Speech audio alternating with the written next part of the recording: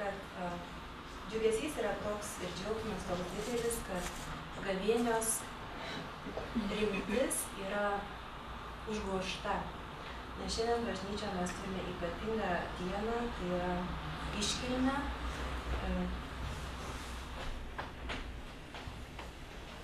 Švento Juozapo, švenčiausios mergelės Marijos sužadėtinio iškilmę. Todėl šiandien galime linksmintis, galime švęsti, matau kažkieno gimtadienis, tai labai gera diena švęsti gimtadienį, nes galima ir triukšmingiau pasilinksminti ir vėl grįšime į gavėnios laiką. O šiandien toks tarsi yra išėjimas iš gavėnios laikotarpio. Ta proga mes turime šiandien šiek tiek daugiau skaitinių, nes yra liturgija kaip ir sekmadienio, todėl girdėsite 2 skaitinius,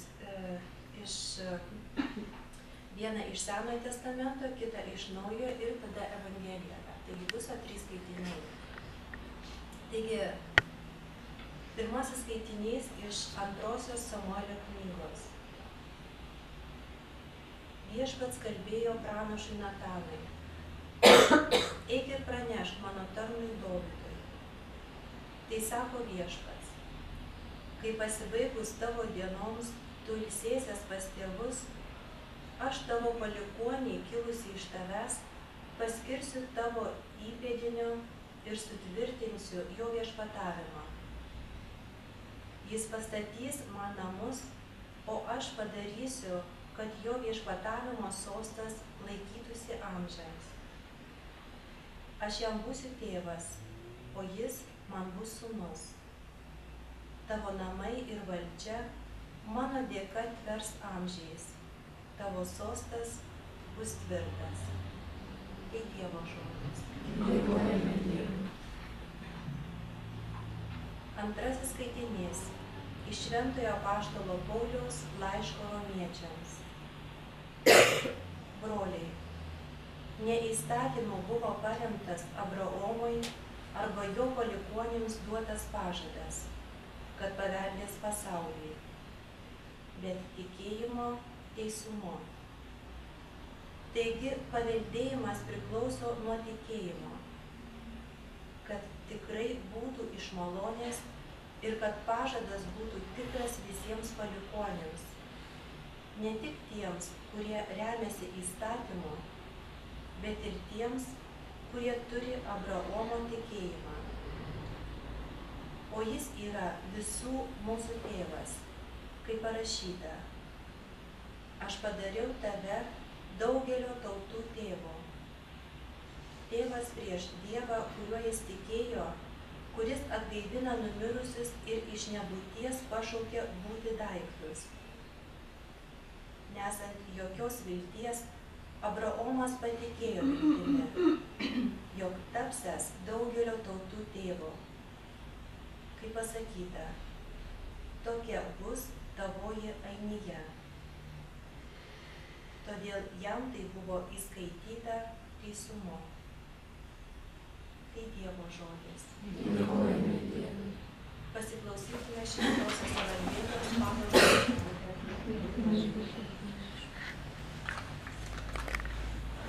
Jokūbui gimė Juozapas, vyras Marijos, iš kurios gimė Jėzus, vadinamas Kristumi Mesijo. Jėzaus Kristaus gimimas buvo toksai. Jo motina Marija buvo susižadėjusi su Juozapu.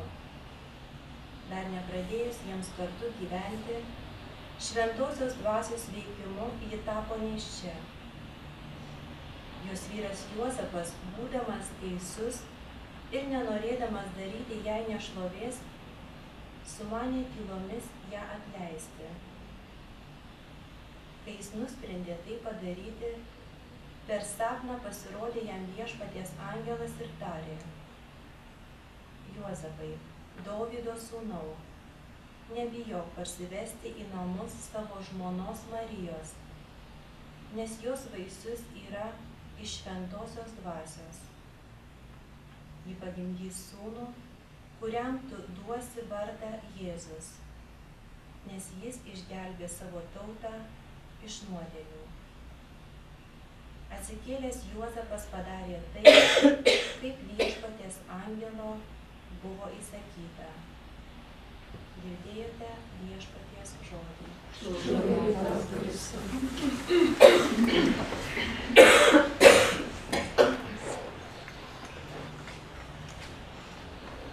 Vakar rytis labai pasidžiaugė, kad jis dirba moterų apsuptyje. Tai šiandien aš noriu pasidžiaugti, kad mes labai džiaugiamės ir dėkojame mūsų vyrams. Nors jų ir nedaug matome ryte, bet iš tikrųjų yra gera matyti šaunius vyrus šalia mūsų. Ir šiandien iš tikrųjų yra ta diena, kada mes apmąstome vyriškumą, kas iš tikrųjų yra svarbiausia ir bendrai kaip yra svarbu turėti šalia savęs vyrus, nes nesvarbu, ar moteris yra ištekėjusi ar neištekėjusi, bet vyras, jo buvimas šalia, sako, papildo moterį. Ir šiandien mes pirmiausia tai turėtume dėkoti Dievui, kad šalia savęs turime vyrus ir taip pat melstis už juos ir kreiptis pirmiausia į šventą Juozapą, kad jis užtartų ir išprašytų iš Dievo reikiamų malonių vyrams, kad jie žinotų, kaip reikšti savo vyriškumą, nes jeigu nėra vyriškų vyrų, sako, labai sunku matyti ir moteriškas moteris, ir atvirkščiai. Šiandien mums yra didžiulis moterims įpareigojimas, nes jeigu mes nebūsim moteriškos, tai vyrui sunku būti vyrišku.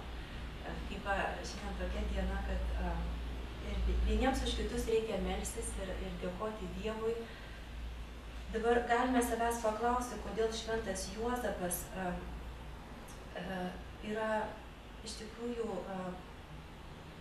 įvardijamas kaip vyriškumo toks geras pavyzdys arba pats geriausias pavyzdys. Kas jame tokio sektino kiekvienam vyrui? Jeigu pamastytume, ko gero galėtume išryškinti keletą svarbių jo charakterio savybių. Juozapas yra tas žmogus, kuris, ko gero, mažiausiai kalba iš visų švento rašto veikėjų. Praktiškai jis nieko taip ir nepasakė. Mažai žodžių, bet labai daug darbų. Žmogus, kuris mažai kalbėjo, bet mokėjo labai gerai įsiklausyti. Įsiklausyti, ką sako ir kur kviečia jį viešpats. Jo misija buvo ypatingai sunki, galime realiai įsivaizduoti tuometinę žydų iš tikrųjų aplinką ir įsivaizduoti, kai jo sužadėtinė laukėsi. Manau, matę visi esate ne vieną filmą, kokia tai buvo jam drama, ne vien kaip žmogui žinoti, nes jis buvo įsitikinęs, kad ir tai visiškai natūralu, kad jo sužadėtinė jam buvo neištikima. Vyrui, kuris šventas, kuris atsidavęs Dievui, pasirenka Dievui atsidavusią merginą, tik ir pasitiki ją ir visas jo pasitikėjimas yra išduotas. Bent jau manau, kad natūralu, kad ir pirmos mintys buvo tokios, o ne kitokios. Ir da ką daryti? Ar iš tikrųjų leisti pykčiui užvaldyti. Ir ne vienam filme tas yra atskleisti, yra labai gerai, kaip jis kovoja, ta vidinė kova didžiulė, kas nugalės, ar nugalės pyktis. Iš tikrųjų, kova tarp ko gero šėtono siunčiamų minčių ir tarp gėrio minčių. Ir jo sprendimas tyliai ją atleisti. Tai iš tikrųjų buvo geriausias variantas, ką jisai galėjo padaryti. tyliai atleisti, reiškia, jai išeiti, iškeliauti į kažkokį kitą kraštą, jis jau padarė, ką galėjo. Vėlgi žmogiškom jėgom. Bet kai žinote, per sapną jam pasirodo angelas ir jis įsiklauso į tą balsą. Įsiklauso ir padaro tai, kas vyrui yra neįmanoma, šiaip žmogiškom jėgom paėmus. Ir tame kontekste, kuriame Juozapas gyveno, dar prisiminkime, kad tai buvo žydų kultūra. Ką tai sako mums šiandien? Iš tikrųjų, žvelgiant į tokį stiprų pasitikėjimą ir įsiklausimą, šiandien taip pat ne vienas iš mūsų išgyvename tokias situacijas, kai atrodo net žmogiškai logikai nelabai susieina. Pagal žmogišką logiką atrodo nesąmonė, atrodo visi apjuoks, visi pasmerks, bet reikia savyje atrasti jėgų ir su tikėjimu, su Dievo pagalba, viskas į gerą. Iš tikrųjų, jeigu mes širdie esame tikri, kad ką mes bedarytume, tai ateina iš Dievo ir tai yra Dievo valia, nereikia galvoti apie rezultatą. Dievas taip viską sudėlios, kad galbūt tas rezultatas, sako, bus mums atskleistas tik tai amžinybėje, o galbūt jis ir nebus atskleistas. Sako, apie vaisius nesirūpinkime, bet būkime tikri, kad tą, ką mes darome, tai yra iš Dievo. Ir būtent taip pasielgė ir šventas Juozapas. Padarė taip, kaip jam atrodė, ko nori iš jo Dievas tą konkrečią akimirką. Ir kitas labai svarbus, manau, bruožas, vėlgi susijęs jau kaip išdava iš to, begalinis darbštumas. Aš nežinau, man atrodo, mes ir šiandien turim tą posakį, kad ko mes tikimės, ar ko mes žavimės, gal taip sakant, žvelgdami į vyrus, tai mažiau, sako, kalbų, daugiau darbų. Iš tikrųjų, vyras yra tas, kuris eina ir padaro. Tai tikrai šiandien pasidžiaugkime, pasveikinkim savo vyrus, padėkokime ir tikrai labai maldoje kreipkimės į šventą Juozapą, prašydami jo užtarimo, nes šventas Juozapas yra globėjas šeimos tėvų, bet kadangi jis gyvena tokį unikalų šeimos gyvenimą, jis taip pat yra globėjas ir viengungių vyrų. Ir dar skaičiau vienoje vietoje, kad jis yra globėjas nuskriaustų vyrų. Neparašyta, ko tai nenuskriausti, bet visi vyrai gali kreiptis ir prašyti švento Juozapo užtarimo ir pagalbos.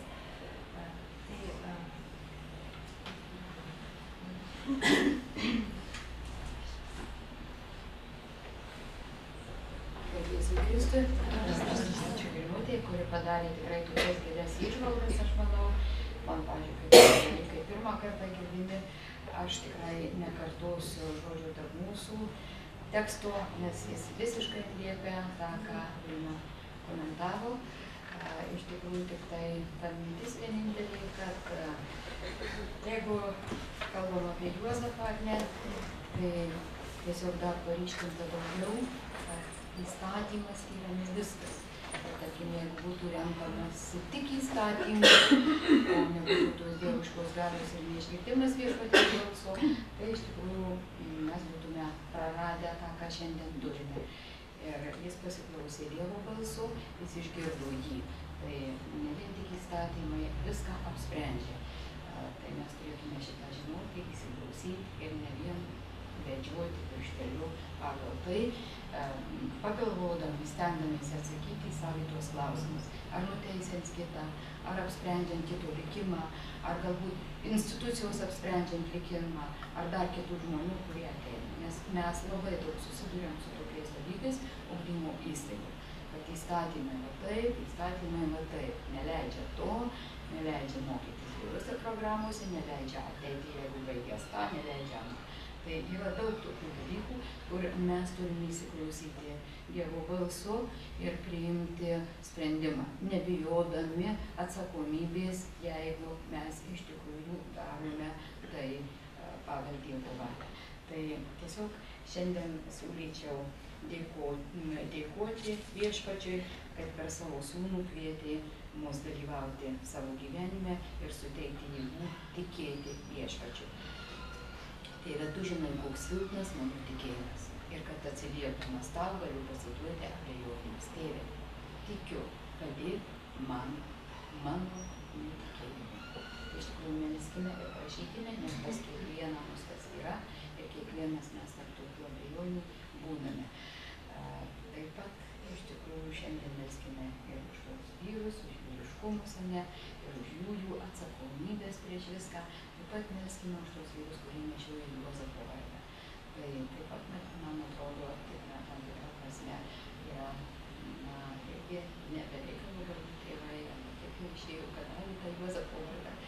Melskime už mūsų vyskupą Matulaitį, kuris 23 dieną švęs savo 25-metį vyskupystės, 50-metį kunigystės.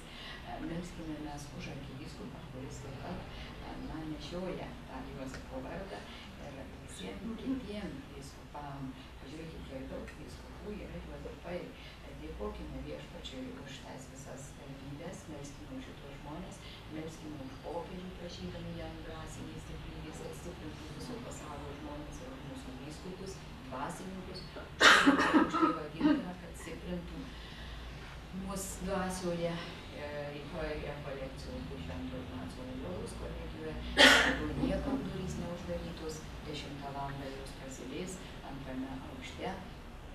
Jos prasidės antrame aukšte, kolegijos patalpose, Jablonskio gatvėje. Jeigu jūs matot, kad jūs turite galimybę susiderinti, nueiti, durys visiems atviros. Vyks nuo 10 valandos, nuo 10 maždaug iki 2.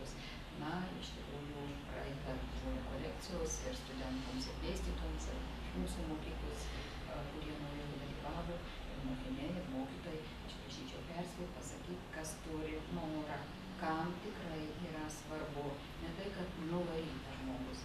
Ir siūlyčiau dvasinę mūsų vadovams, jeigu yra galimybė pasinaudoti visą progą, visom progom ir iš tikrųjų būti toje bendrystėje, pasimeldžiant, įeinant į tą laikotarpį, kaip sako Irmutė, sugrįžtant rytoj vėl į tą, kam turbūt ir buvo skirta ta diena ir neabejotinai buvo taip suderinta. Tai melskime mes ir už Švento Ignaco kolegiją, jos vadovas taip pat vyras, tai melskime ir už Aivą, prašydami jam dvasinės stiprybės. Melskime taip pat mes už šiandien gimusią mūsų Gutę, kuri švenčia savo gimtadienį tokią gražią dieną, prašykime jai dvasinės stiprybės, jos gyvenime, jos kažkokioje, jos artėjančiame galbūt šeimyniniame gyvenime.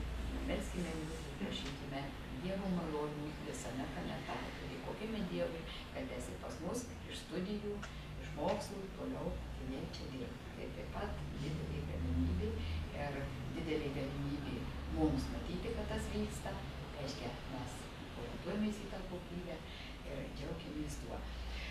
Melskime už visus kitus gimusius šiandien dieną, mūsų bendruomenės žmonės, kas yra iš žmonių, yra gimusių. Jeigu atsistokit ir sakykit, šiandien esu gimęs. Kas Juozapas iš mūsų čia? Juozapai. Tai, bet aš sakau, iš čia esančių, kad Preikšas, tai aš jau žinau, nes Juozapą Preikšą taip pat atliekėlytė, nes melskimės, sakau, už visus vyskupus ir už Preikšą, rytoj mes būtent jį paminėsime turbūt. Tai prašykime viešpaties malonę, melskime už sergančius mūsų bendruomenės žmonės, melskime mes už Valytę, už Aldomutę, už Aurimą, Aldomutį seseris, už ekscelenciją, už punkto Grūtę, melskime mes už visus kitus sergančius ir prašykime viešpaties malonės. Melskime už išėjusius mūsų žmonės, melskime už Ritą, už Simoną, už Darių, Alkansą Kazį, Aušę, Viliją, Ingridą, Mariją, Rimantą, Ireną, Violetą, Sigitą. Savo mintyse aplankykime visus